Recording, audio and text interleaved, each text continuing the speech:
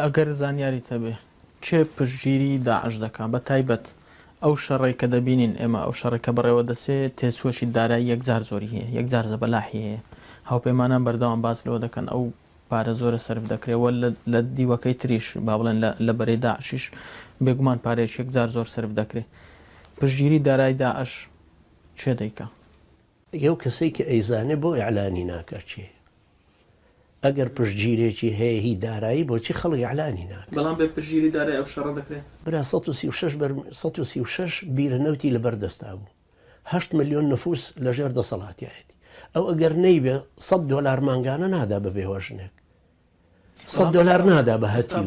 زۆری ئەو بیرەنەوتانەی لەدەستداوە بە تایبەت لە ڕۆژ بەڵێن لە دەستیداوە بەڵام چەندیشی گرتووە لە بانقەکانە چەندی فۆسفات فرۆشت لە تەدمر دوو جاری بێجی گرتەوە جارێکیان هەرچی شەریکەی بێجی هەبوو هەڵی کەند و بردیەوە بۆ ناوچەکانی خۆی یعنی بۆچی ئەوە توانێت بژی بۆچی و پێ دوایە مەزدەرێکی مالی هەیە کە تەغزیەکە ئەم مەزدەرە مالیە چییە بۆچی نادۆزرێتەوە بۆچی ئەمریکا چاوپۆشی لێکە یا رووسیا بۆچی چاوپۆشی لێکە برا لە تورکیا لە پارتی لە یەکێتی لە ئێران برا هەر تانکەرەکانی تەنزیمی دەولە بە کەرکووکە هاتن و چوونە ناو یەکێتی و لە دەربنی خانە چوونە ئێران لەوێشەوە بردنی بۆ بەندەر عەباس خەڵک لە سەرزارەکی هەموو تیجارەت بە ناوی تەنزیمی دەولەوەکەن بە دەردێڵن بە داعشەوە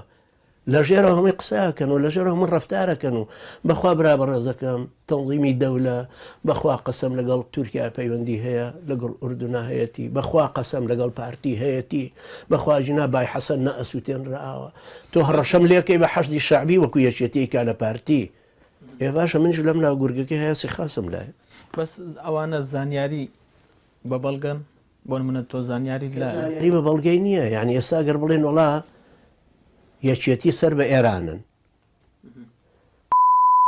سەر بە ئێرانە دلیلمان لەسەرەوە چی خۆ مخابرات ئەوەندە غەشیم نییە تەعینی کا بڵێ وەڕاتی ئەوەندەمان بۆ بڕیتەوە تۆ بووی بە نەقیبی ئیطلاعات یا ئەویتر بڵێ وڵات تۆ بووی بە میتی تورکیەوە عەقیدی لە میتی تورکیەوە ڕات بکات خەڵک ئەو شتانە ئێستاوا ناکە ئێبرا مووسڵ خۆ هەروە بە ئاسانی نە مووسڵ ئەمە هەمووی فرۆشتنی قسەیە بەڕاستی پارتیش قسەکانە فرۆشێ حەشتی شعبی ژەی فرۆشێ ئوسامە نوجەیفی ژەی فرۆشێ ئەمریکا و رووسیاوانی کەس قسە فرۆشن هەموویان دێن بۆ شەڕی داعش بە حساب هەرێکە استراتیجە دیشی خۆی ئەوانە هەمووی ئەو تەوازوناتەن ئەو بەرجوڵانەیە هیچ یەکێ لەم سیاست مەدارانە بەردێ ناجوڵێنێ هەتا تەفاهماتی لەگەڵ ئەوانی ترە نەکردوێت ئەمە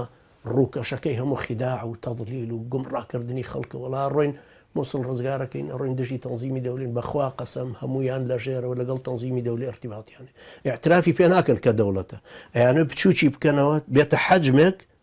لەو حەجمەیە تەعاملی لەگەڵاک ئەگەر بۆیان بکرێت بە تاکید بۆیان بکرێت چونکە دارە مسلمانە ڕیشە کێشەکەن بۆیان بکرێت سۆفیەکیشیان قبول نییە نەواز شەریفیان قبول نەبوو نەواز شەریف بە هەموو سفەتێک پیاوێکی شەریف و ڕێک و پێک و ممتاز بوو هەم باوکی زۆر ڕێک و پێک بوو پیاوێکی محسین بوو هەم خۆشی لە هیچ انتخاباتێکا فەشەلی نێنابوو دوو جار عسکەریان هێنا بەسەر انقلاباتی عسکەری لەبەرەوە نایانەوێ